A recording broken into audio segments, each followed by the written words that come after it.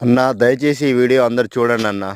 ఎందుకంటే ఏవేవో పనికిరాని యూట్యూబ్‌ల వీడియోలు చూస్తా ఉంటారు. దాని అర్థం పర్థం లేని వీడియోలు కూడా లైకులు కొడుతుంటారు. కానీ మా రైతులయి మాత్రం వీడియోలు ఎవరు చూడరు, లైక్ చేయరు, ఆదరణ అస్సలు లభించదు. మరి ఆ రైతులు ఏం పాపం చేసినో తెలవదు గానీ, ప్రకృతి అట్నే రైతులను నష్టం చేస్తుంది. ప్రభుత్వాలు నష్టం చేస్తాయి. ప్రతి ఒక్కరు రైతుని నష్టం చేస్తారు గానీ, వాళ్ళ బాధలు, కష్టాలు చెప్పుకోవడానికి ఒక యూట్యూబ్ లాంటి దాంట్లో కూడా ఎవరు సరిగ్గా ఆదరణ లేకపోతే ఎట్లా అన్నా? అందరికీ అన్నం గావాలి. అందరు తినడానికి అన్నం గావాలి. ప్రతి ఒక్కటి గావాలి గానీ, రైతుల బాధలు, రైతుల కష్టాల గురించి వాళ్ళు చేసే వీడియోలు మాత్రం ఎవరికీ అవసరం లేదన్న. ఎందుకన్నా అంతగా ఏం పాపం చేసిర్రు రైతులు?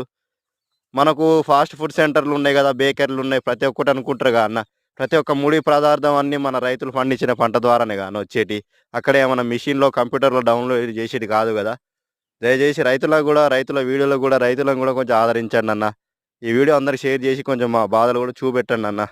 ఇవన్నా